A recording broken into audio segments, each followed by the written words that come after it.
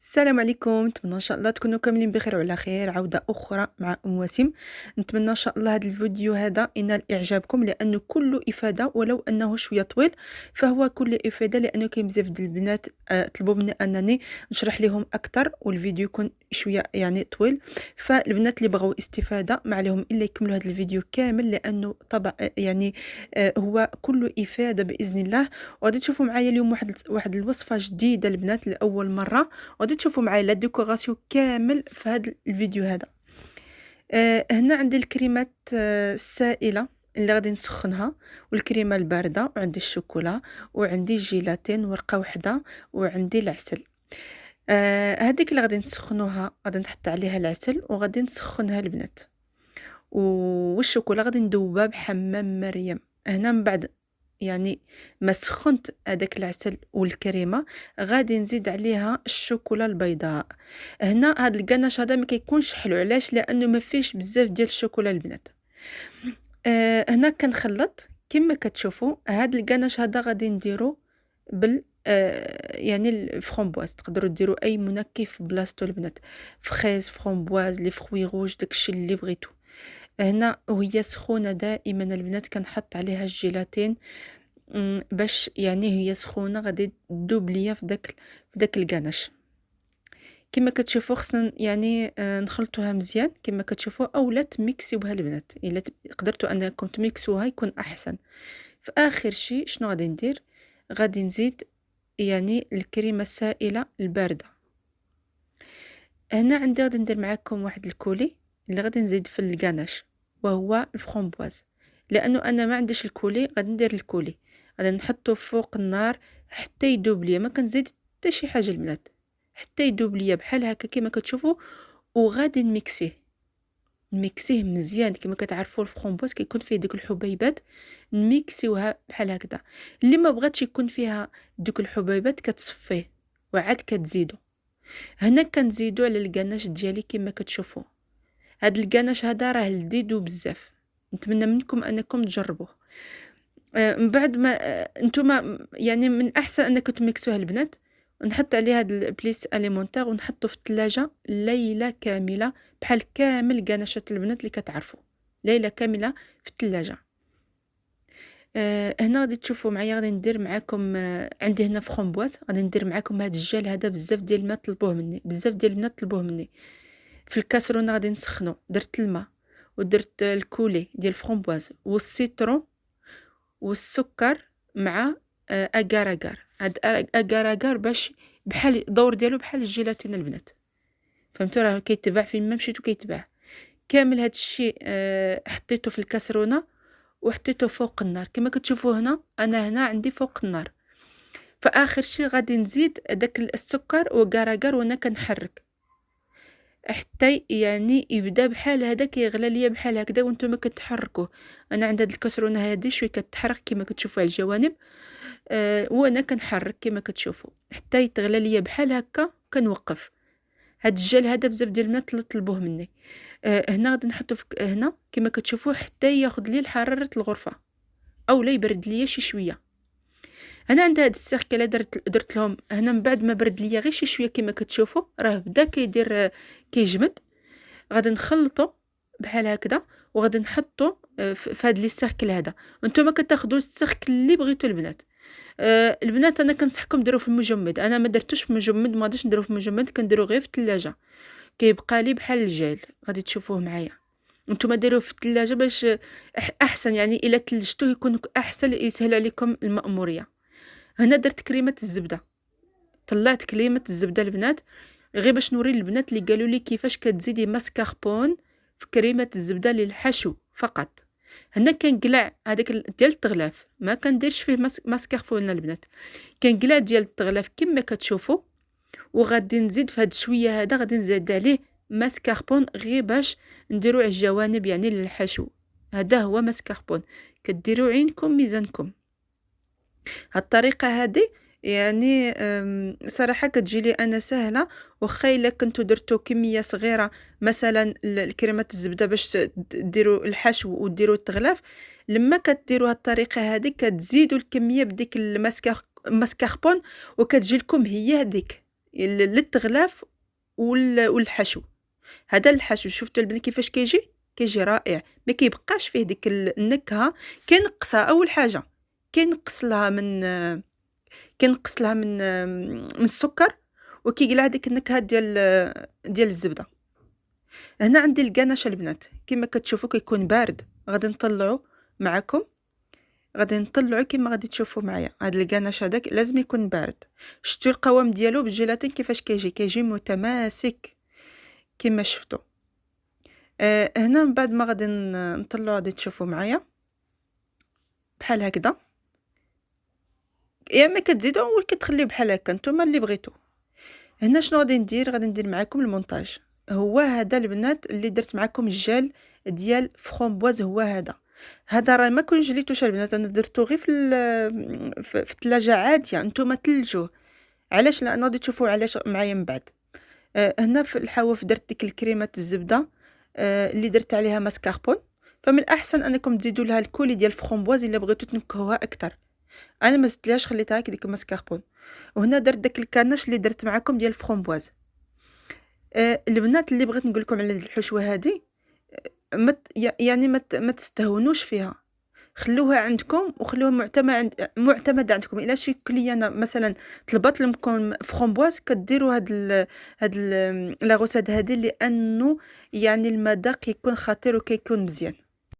فاي وحده منكم غادي تجربها، نتمنى منها انها تقول لي الراي ديالها في الكومونتير، باش البنات يعني يتشجعوا ويديروها. لانه فعلا الصراحه عجبت بزاف لا كليونت ديالي، عجبتها بزاف الزبونه ديالي، حماقت عليها الصراحه. هنا شوفوا البنات، راه هنا قلت لكم خصكم تجمدوها. شفتوا؟ لانه ما كانش عندي البلاصه في الكاميرا. بغيت ندير زعما بالزربه باش نصور لكم كلشي بالتفاصيل. ففي الساعه كنت كندير زربانه، وشوفوا شنو درت. فإلا درتو يعني كونجليتوها، ما غاديش تصرى لكم بحال هكذا. فديروها في كونجيلاتور البنات، هكا وتجي لكم سهله يعني الحشو كما شفتوا. المهم هاد لا غوسيت هادي نتمنى منكم انكم تجربوها، انكم ديروا لها البارطاج، لانه كنشوف في الجروبات بزاف ديال البنات كيسولوا على داك الجل اللي درت معاكم. ففعلا لذيذ بزاف. كما قلت لكم اللي بغات يعني تجربها وتقول لنا رايها يعني في لي كومونتير. هنا البنات كندير الليساج هو هذا اللي كندير معكم دائما، كل فيديو كندير معكم الليساج. كما كتشوفوا اللي غادي نقدر ننصحكم هنا وهو ديروا السطح يكون متساوي البنات. اكثريه الا درتو البياس مونتي جوج طبقات، خاصكم ولا بد هذاك السطح يكون متساوي البنات، ما يكونش شي مايل طالع ولا نازل، متساوي. فهمتوا؟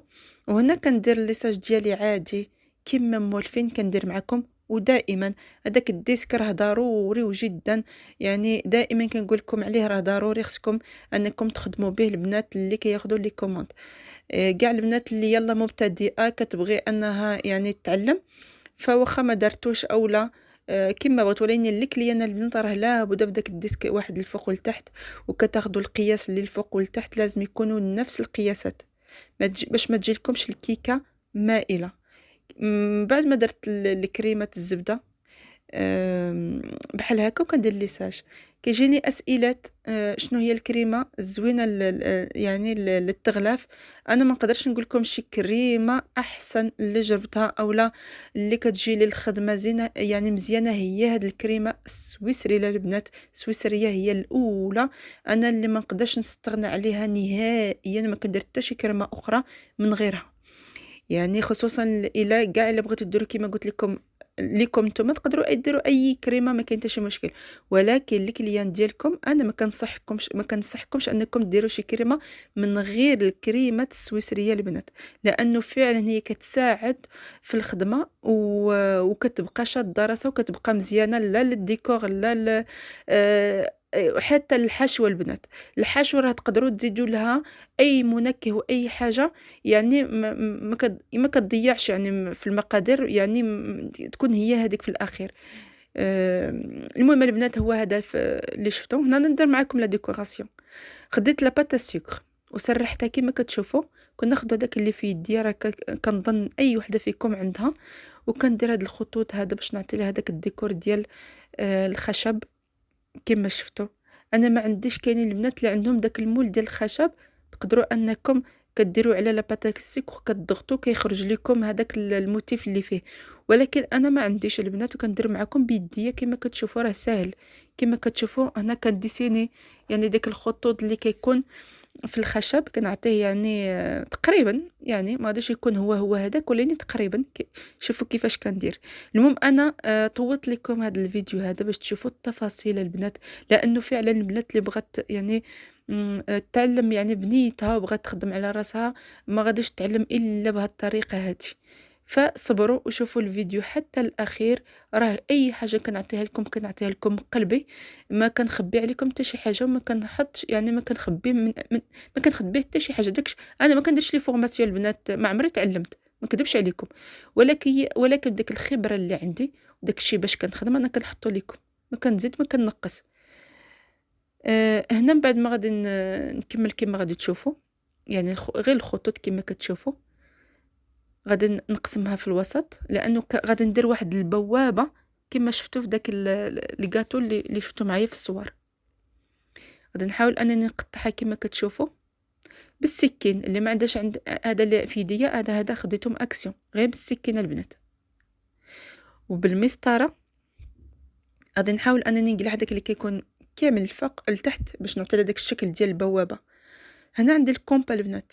علاش الكومبا؟ باش نديرها دائريه، ما يكونش يعني شي ما يجيليش مايله البنات. نحاول ندير يعني الخدمه تكون متقونه كما غادي تشوفوا معايا. يعني كما كتعرفوا لا بات سكر راه فيها بزاف ديال الخدمه، والكيك ديزاين هو هذا راه فيه لا ديكوراسيون البنات.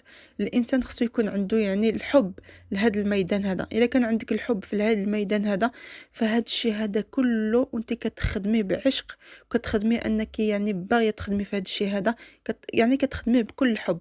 الصراحه انا هكا كنخدم. أه ويعني سبحان الله الكيك ديزاين كما قلت لكم هو راه ديكور. شوفوا البنات، هنا غادي ندير ديك البوابه كما قلت لكم. انا غادي ندير بحال داك القفل اللي كيكون في البوابه بحال هذا الشكل هذا. وهذا كما كتشوفوا كيفاش درت، غادي نحطو، غادي نضفرو بحال هكا كما كتشوفوا، وغادي نحطو على ديك البوابه اللي درت باش هذوك الحواف ما غاديش يبانوا ليا كما غادي تشوفوا. وهنا كناخدها كنلصقها، ومن بعد البنات غادي نحطها على الكاطو. ما غاديش تشوفوها معايا، غادي نلصقها، ما كندير حتى شي حاجه اخرى، غير كنحطها على الكاطو ديالي فقط. هنا عندي هاد الغونار هذا كما كتشوفوا، الثعلب هذا كنحاول انني نوري لكم يعني كيفاش درت ليها. راه سهله البنات كما كتشوفوا.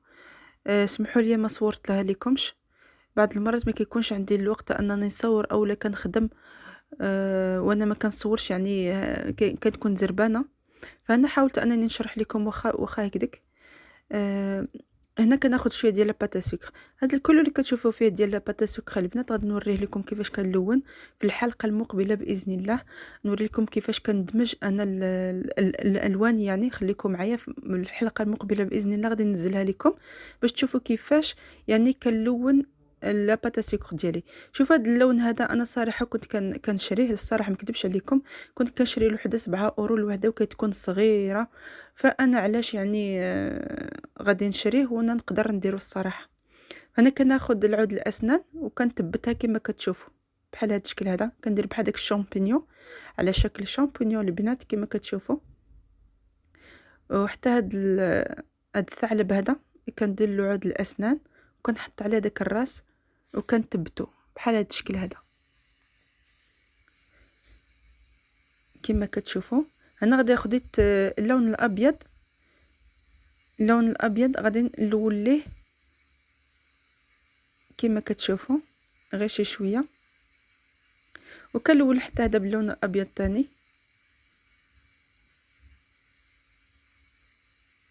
يعني هذا الفيديو هذا واضح البنات، انا ما زربتوش بزاف غير باش تشوفوا يعني كيفاش خدمت هاد الكيكه هادي كما كتشوفوا باللون الابيض. وهذه كندير منها جوج البنات. هنا كناخذ هادو اللي غادي نديكورو به الكيكه ديالي.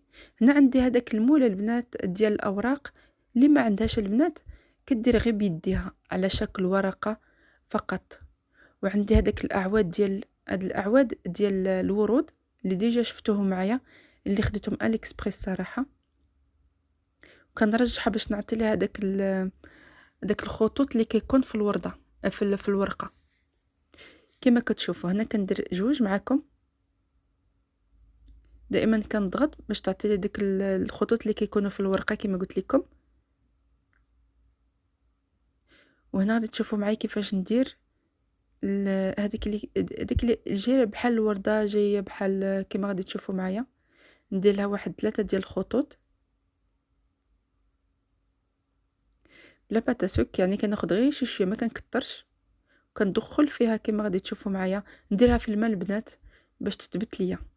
كناخذ هاد السكوتش هذا ديال الورود، خاص بالورود البنات، خاص بالورود.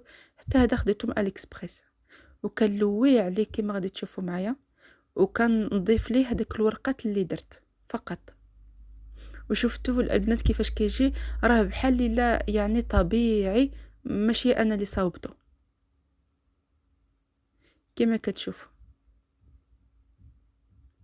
وهنا كنعاود نلوي عليه باش نثبته كما شفتوا معايا.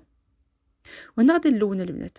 هنا في الاول تحت كامل درت شويه ديال البني، كيكون شويه غامق، غير شي شويه لتحت. والفوق غادي ندير اللون الاحمر الغامق كما شفتوا فقط، وكنخليه. ومن بعد ندير يعني ديكوراسيون ديال الكاتو ديالي كما غادي تشوفوا معايا. هنا البنات من بعد ما خرجت ديك الكيكه، وحطيت على البلاطو ديالي هذا اللي شفتوه معايا، اللي كتشوفوه معايا، اللي فيه اللوغو ديالي. ودرت هذاك الباب اللي كتشوفوه كما شفتوا، وكنحط يعني الثعلب اللي درت معاكم، وداك لي شامبينيون. وهذه الورده اللي درت معاكم البنات هي هذا كما تشوفوا. غادي نحطها يعني في الكاتو ديالي. هنا كندير معاكم لا ديكوراسيون. شفتوا هذيك البوابه الكولور اللي درت به، داك الكولور راه غالي بزاف باش تشريوه البنات. انا الصراحه درته غير بالالوان الاساسيه. كما قلت لكم استناوني في الحلقه المقبله، غادي نوري لكم كيفاش غادي تبقاو تلونوا يعني لا بات سكر ديالكم باقل التكاليف. راه من كديروا هذا الكولور اللي دارجين البنات، راه الكاتو ديالكم كيطلع توب، كيطلع زوين. الا درتو ديك الالوان اللي موالفين عليها الازرق او الاحمر او شي حاجه اخرى اللي موالفين عليها، ما كيجيش مزيان البنات الصراحه. وخصكم ديروا البنات. هذا اللي كتشوفوا فيه راه ديال البلاستيك، هذا ديال البلاستيك وزدتو، ما كانش عندي الوقت انني ندير بحالو. فزدتو. هنا شنو كندير؟ كنلون البوابه ديالي بديك الالوان اللي خلط اللي قلت لكم. يعني كنعطيه شويه ديال الغوز، شويه فاقع شويه على هذاك اللي ديال البوابه كما كتشوفوا. وهذه هي البنات. نتمنى منكم تشجع البنات، لانه فعلا بحال هاد الفيديوهات هذا كياخذوا لي بزاف ديال الوقت، بزاف بزاف بزاف ديال الوقت البنات. وكنتعذب بزاف في المونتاج، فنتمنى منكم شي ديال التشجيع. هنا درت اللون الذهبي وكنلون به داك القفل اللي ديال البوابه، وكنزيد في الاطراف باش يعطي لها زينه اكثر كما غادي تشوفوا معايا. كندير هكا غير دوائر صغيره في الاطراف على الجوانب، وغادي نضغط عليه كما غادي تشوفوا معايا باش يجي لي يعني بحال طبيعي شي شويه. هنا الراس ديال الفرشه البنات بحال هكا كنضغط بحال هذا الشكل هذا. نتمنى تكون يعني كتشوفوها مزيان. وكنلونها باللون الذهبي. البنات في الفيديوهات القادمه غادي يكون واحد البياس مونطي اللي كاملين طلبتوها مني، كاملين يعني كتستناوها بفارغ الصبر. غادي تكون انا صورتها لكم كامله، وغادي نحط لكم كامل بالتفصيل الممل، بس كامل البنات غادي يتعلموا. رشيتها باللون الذهبي البنات. وهنا خديت الورق ديال ازيم وطحنته وكنحطه على الكاتو ديالي. وهذه هي كما كتشوفوا البنات كلشي شرحت لكم. المقادير غادي يكونوا في صندوق الوصف، وهاد لي صاب اللي غادي تشوفوه معايا في الحلقه المقبله مع الالوان كيفاش لونتها. نتمنى ان شاء الله منكم يعني الا بغيتوا انكم تشجعوني وديروا لي ابوني وديروا لي واحد الميساج يكون مشجع، وما تنسوش ديروا لي حتى جيم. وغادي نقول لكم ان شاء الله استنوا الحلقه المقبله، لانه كاين في بزاف ديال المفاجات، وخصوصا البنات البياس مونتي اللي غادي ندير معكم، اللي غادي تكون مفصله البنات، المفصله كامله. وغادي نقول لكم الى اللقاء الحلقه المقبله باذن الله.